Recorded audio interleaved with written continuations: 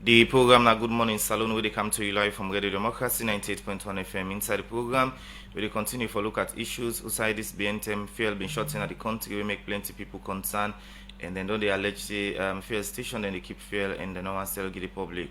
But according to PRA, we in the institution where they in charge for regulate fuel dealer them, don't assure the public say fuel in the country and they promise say they go lock any fuel station we not agree for sale.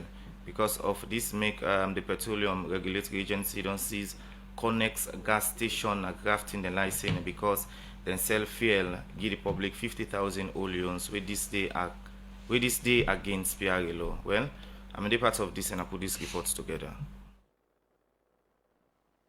According to law, the Petroleum Regulatory Agency na the body where Parliament give power for monitor fuel dealer them across the country. Because of the mandate make PRA be reaching a grafting community and lock one fuel station we name Connex. The reason for this, according to PRA, now because they see one video on social media which show say this station the sell fuel give the public 50,000 oleons. That they show say this station they go against government price when a 30,000 oleons.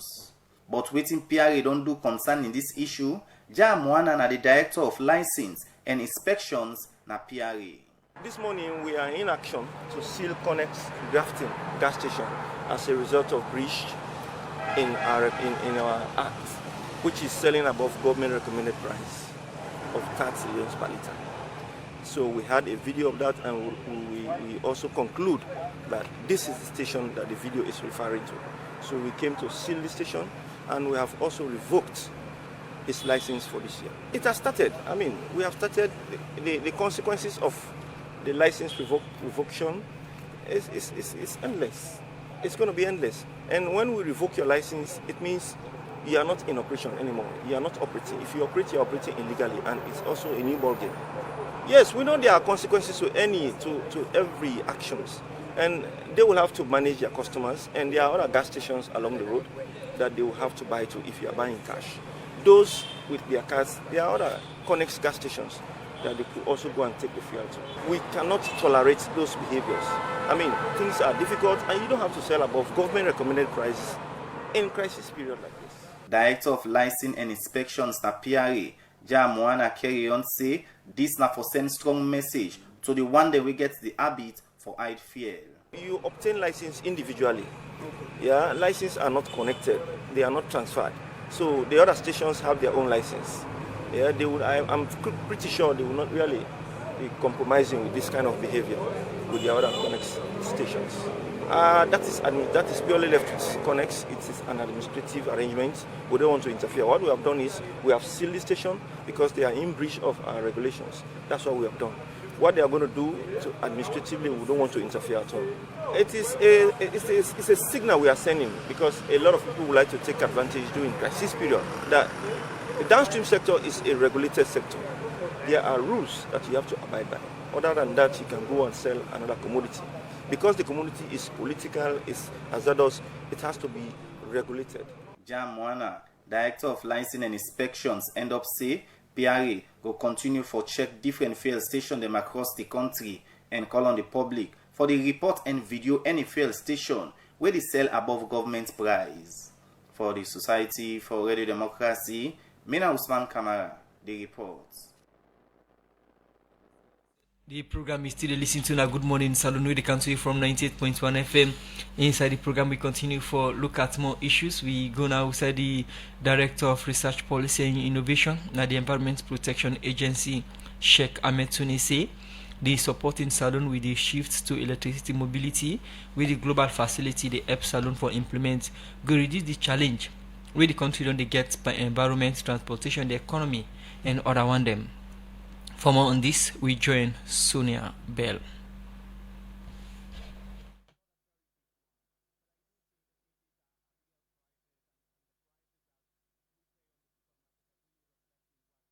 Environment Protection Agency, the body where governments create for take care of the surrounding environment, for fight against climate change like air pollution, deforestation, and other one them.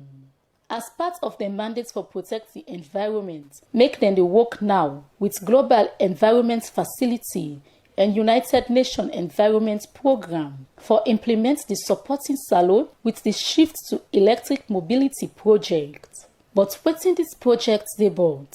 The Director for Research Policy and Innovation na the Environment Protection Agency, Sheikh Ahmed Tunis, explain more. So we asked Jeff, let him help we create the environment for introduce electric mobility in a salon.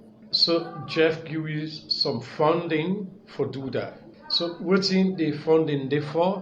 One, now for let we look at the laws in a salon on electric and other transportation sector and see which will be policy or regulatory advice. So that's one thing. The other thing we will do, what are the barriers to electric mobility in a salon?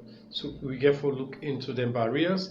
Then we also therefore look into when you get electric mobility infrastructure, they come with them. Some of the infrastructures then get external negative effects. How you will solve them problems.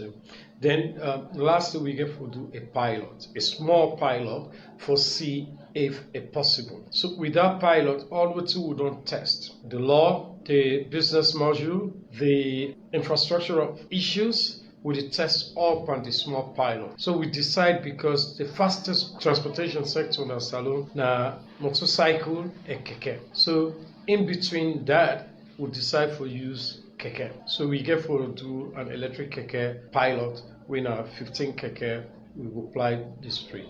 Sheikh Ahmed Tunis, we continue for talk about wetin this project mean to salon. How about we change keke and bike to electric? You know how many keke we get in a salon right now?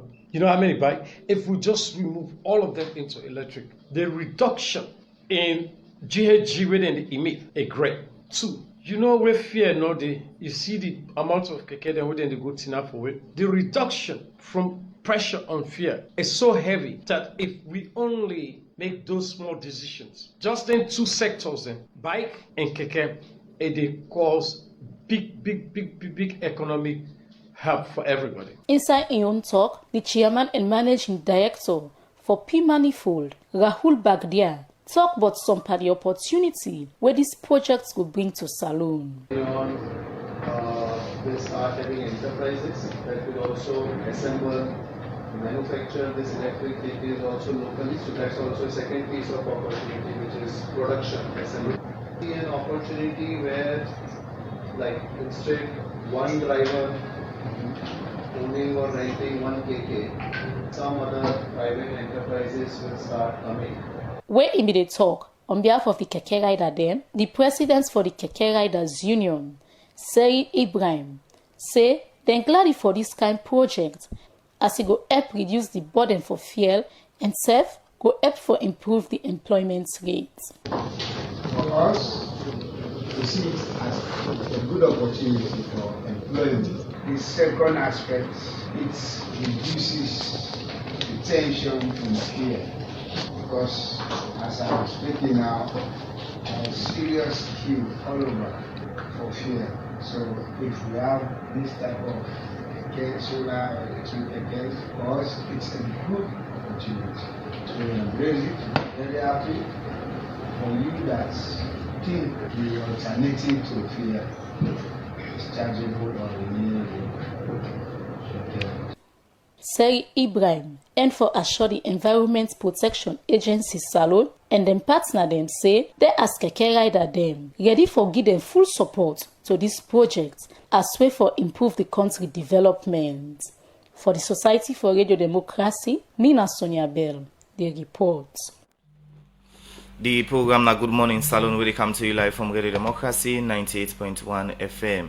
Inside the program, we will continue for look at more issues. Society Director General na the Salon Port and Harbour Authority, Yakuba Biose, because of the progress we don't make na report from 2018, don't make out of 200 container them we the port mean the gets na over 1,000 now that they carry na different African country them. Yakuba Bio talk this inside the annual general meeting of the Port Management Association of West Africa and Central Africa. Usai Salon na the host for this year AGM. Karifa to contact get more and gonna report. The Port Management Association of West and Central Africa, PIMOCA, na association wey dey established inside October 1972. Wey this association na for make country dem na the sub-region like Salon, Gabon, Nigeria, Guinea and other one dem. They work together and share knowledge on best practice for port management and operation. For CISE, dem give quality service to the clients dem. And SEF contribute to the improvement and quality of services for member country dem, wey go promote sustainable socio-economic development na the region.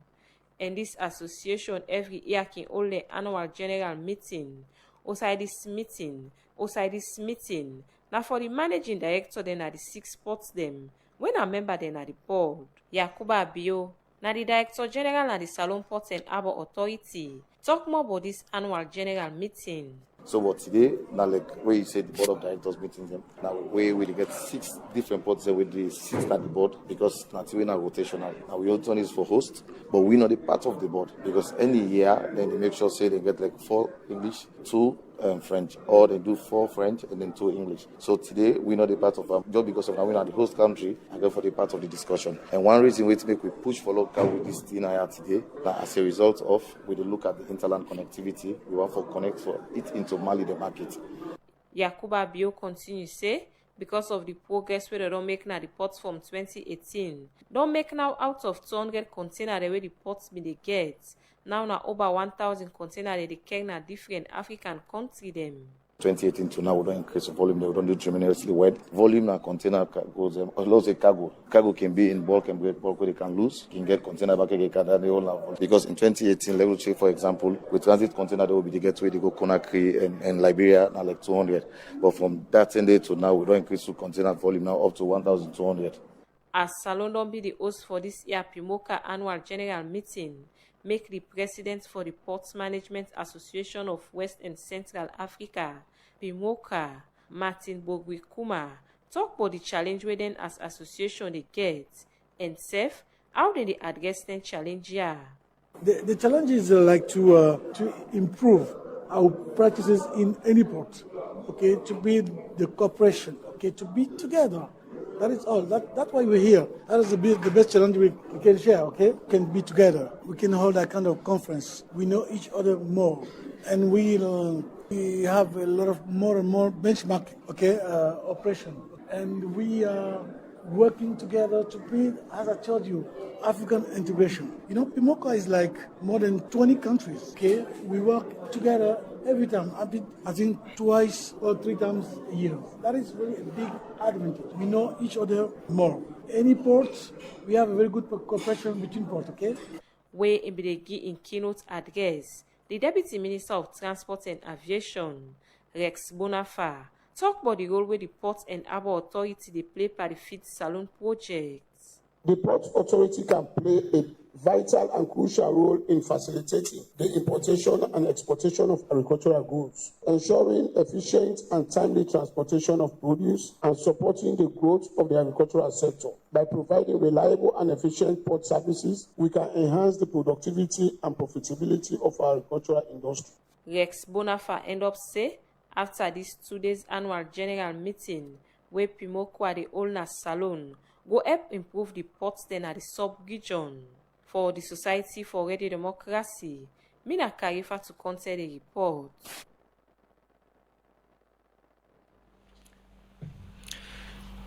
The program Good Morning Salon they continue inside the program this morning as you reap one of we headline them. Today we look inside the cybersecurity business in the country and for quite April for talk more about the Cybersecurity Coordination Center. Inside the program this morning, we get Alex Williams, being a cyber risk specialist at the national come about with the Cybersecurity and Crime Act 2022, and that act give power to the National Cybersecurity Coordination Center for coordinate all cybersecurity activities in a salon, where they happen inside salon, and where they happen outside salon, but gets for do it salon. All right. You say the 2022 Cybersecurity Act. Somebody go and know within Alex some of una mandate of this particular institution or agency.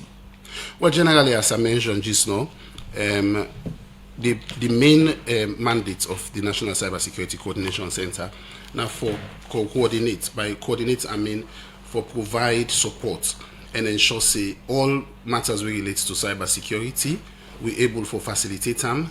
And by that I mean give support to the agency the way they do the investigation, be it the police, the judiciary, and also helping the investigation because we get units within the National Cybersecurity Coordination Center where they do forensic investigations, and also if you involve cybersecurity issues with the outside the borders of Sierra Leone, where typical of cybercrime, we also go collaborate with partners them so that we go able for make sure so we get effective investigation.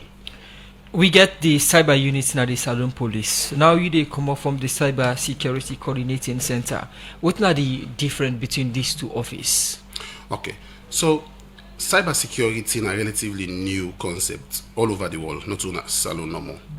It don't come into the limelight now because globally we already realize say we lives them don't so much depend on technology, the internet, and so our lives don't depend on technology and the internet now, so we don't expose to new forms of crimes them where we not been see before.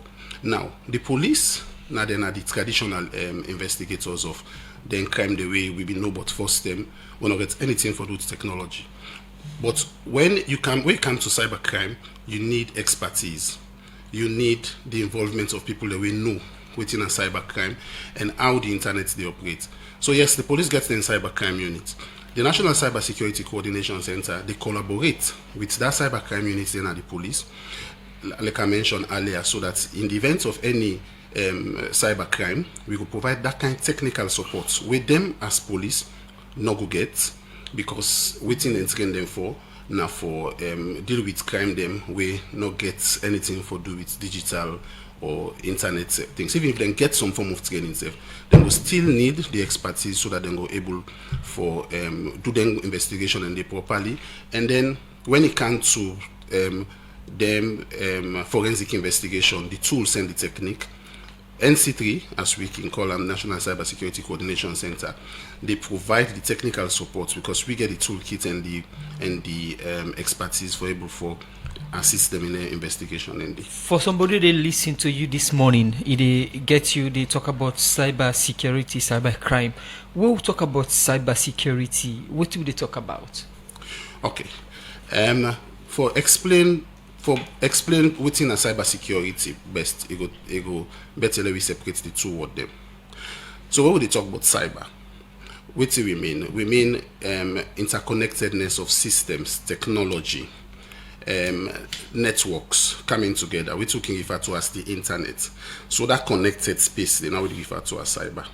Security, now how we be able for protect that space there, so that users then be able for use them without fear or favor, and then get equal access to her, and nobody no go disturb them at that space there. So cybersecurity essentially now how we they secure the newfound world when a cyberspace, when at the internet, so that everybody go able to operate there without any cause for concern or not open to then kind of risk they will go see at the normal world, because now the way how we lives them so interconnected and now we depend on the internet, it means that we also get for protect that kind of space there. So in a nutshell, not that cybersecurity, but how we go secure and protect cyberspace, what we can call the internet. Okay, for protect cyberspace in the country, for Salone, with now status at this moment, we there in any risk in terms of cybercrime? Well, the figures, the data are not readily available now because NC3 did on a nationwide campaign for make we able for sensitize people about the dangers of cybercrime, and through that sensitization we also hope for gather information on which are some of the cybercrime that we people can face with. But we can say now as the African sub-region, cybercrime we don't see among the increase, and that's not because people them don't increasingly they rely on technology for make they're able for carry on their day-to-day lives, companies, organizations, individuals, and the country as a whole. Most of we processes them now they na the online space. So with that, even though we see the benefits of that technology use, we also exposed to certain forms of crime. Them we make salon safe don't put things them in place for address the emerging threats then they, and so that we go all go able for operate in cyberspace without the fear of asking ourselves within now some of the things that we for put in place for secure we safe whilst within a cyberspace. All right. Other country them most of the crime way people can commit through the internet get for do with cryptocurrency and other things them for salon. Within are we common risk or common way internet hacker then can use for unbug people. Okay, so the thing that we common in salon and indeed across the region where it comes to cybercrime, we get phishing. Phishing now where you they receive email from somebody something where you not sabi, but the person they propose for be somebody where you sabi or organization where you sabi. It tell you for click a particular link. Then when you click the link now, it get all information about you. Sometimes ask you for your username and password. Say you want for reset your account, then kind of thing. And phishing they also take the form of smishing, where because most people them also they use mobile phones for mobile money and the rest of it. So smishing now we they receive the same information but now by SMS. It will tell you say you need to call this number and give you PIN, especially in the instance of mobile money. The other one we don't see the increase now in cyberbullying, but most of the time people are not know say them they suffer from cybercrime. When I make NC3 they now on a nationwide campaign for ensure say people they understand how for detect it and they go through then kind of abuse then they and how they for report them. So apart from phishing and smishing, we also get cyberbullying.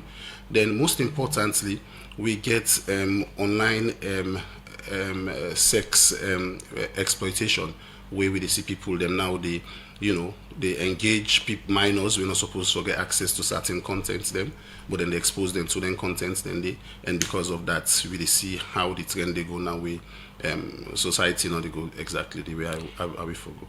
You talk about the different type of cybercrime now salon way common. Earlier we start for talk. You talk about the technique. You talk about the tools. You talk about the expertise. Now we look at in the area of the tools and techniques. What in this coordinating center gets in terms of then tier one don't call for detect then tier and trap them. Okay. So me and I also mean the cyber risk specialist. Now one of the human resource that's where the center gets where me role. Now for continuously they scan with cyber landscape, they look for threats, emerging threats and existing threats them, and advise on how to put controls them, how we go mitigate the risk then where they come up from cyberspace. And then of course it also involve if we get instances where we're not able to identify the risk, which can also be the case, which mechanism they will get for respond to the cyber incidents then they, like if them hack critical infrastructure or somebody become a victim of cybercrime, how will they respond to some of the incidences? Then they will get a unit what they call the digital forensic incidents response, where then get the manpower and the tools them we partners them we don't provide, and most of them tools then that we can use them for assist as I say law enforcement earlier on in cybercrime investigations. We also get units we're responsible for awareness raising and capacity building. Awareness raising are the first thing and the way we emphasize on people and therefore become aware of the dangers of the internet, and when they use the internet how they for safeguard themselves. And we get the team we also responsible for capacity building, because we raise awareness you also need for build capacity so that people then go able to respond adequately to some of them threats then they come from the internet. When you go na the cyber unit, for instance, na the criminal investigations department CID, we're talking about tools and techniques here. You they see the officers team they use paper for take statement and other things, then perhaps they ask you count stick out go print on a paper come with them. This kind of approach, you think say we able to combat the issue of cybercrime? Cybercrime is a new concept. Well, relatively new concept. It's not too new again because it don't deal with we already. As with many new concepts we can come, they all get 10 challenges. Now, when you talk about we go to the cybercrime units na police, we know say police, they receive support from many organizations and partners that may fight against cybercrime.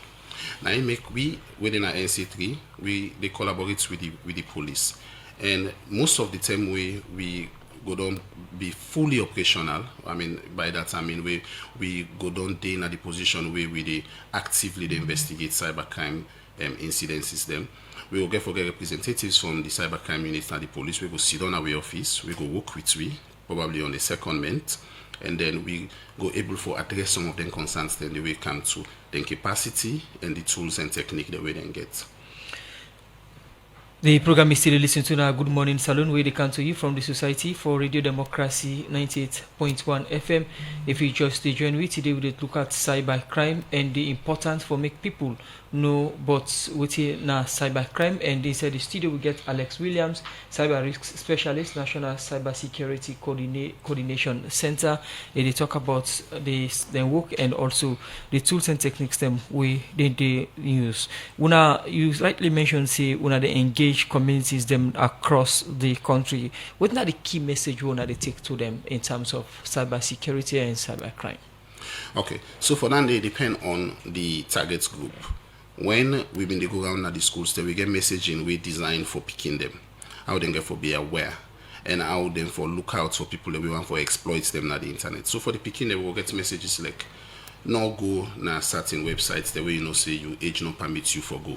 If somebody they try for lure you into anything we get for do with any explicit or sexual content, report them to the appropriate authorities. Make an adult become aware. Also, protect yourself within the online space. Not to every single information about yourself you make available in the online space. So when we go around to institutions, the message is different. We go tell them about what we call cyber hygiene. Good password. Make sure say your password difficult for make anybody go sabi. Not share your password with anybody where you know say that person they go get access to, for example, your social media accounts or or your email or anything else where you know more supposed to get access to. Also, you make sure say if you receive any email or any text message from somebody you know sabi or they tell you say, for example, like you don't win a certain amount, but you get for same certain amount for make you able for claim contact the appropriate authorities. Them in that instance, most of the telcos then they provide messaging where they tell you say if you receive them kind of information and the number they way for contact. And then generally we advise people them for develop that good cyber hygiene. By that I mean you get for be cyber aware within the internet. Only unsolicited messages from possible you know sabi, no respond to them. And report any incidents where you think say this one here so me not sabi this person here so but he don't they try forget on to me. What's what they call cyber stalking, you know. Alright, just for make things clear and confirm, my colleague asked you earlier on, but in the we get for do with capacity.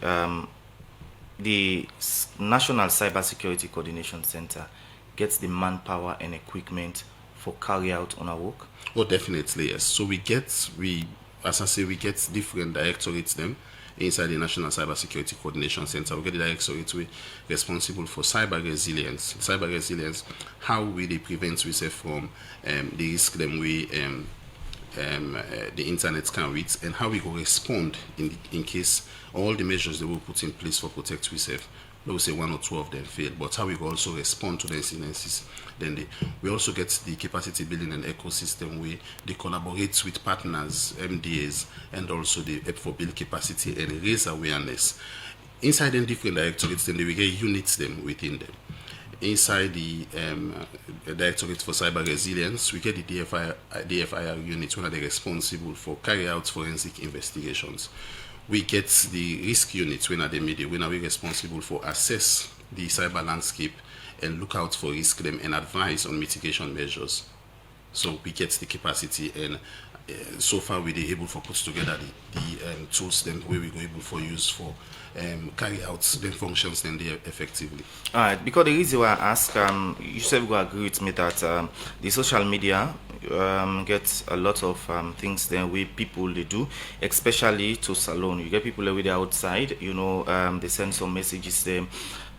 We at times can make people come on a treat and do other things then, and some of the message there don't they unbog the country in peace. The una security or on a center able for track them people here. So cybersecurity involves a lot of collaboration. And one of the things that we NC3 don't do from we they form the institution now for collaborate with partners. Cybersecurity not a one-man fit, and you're not going to ever be successful if you want for them alone, because cybercrime cross boundaries, as you have mentioned. People with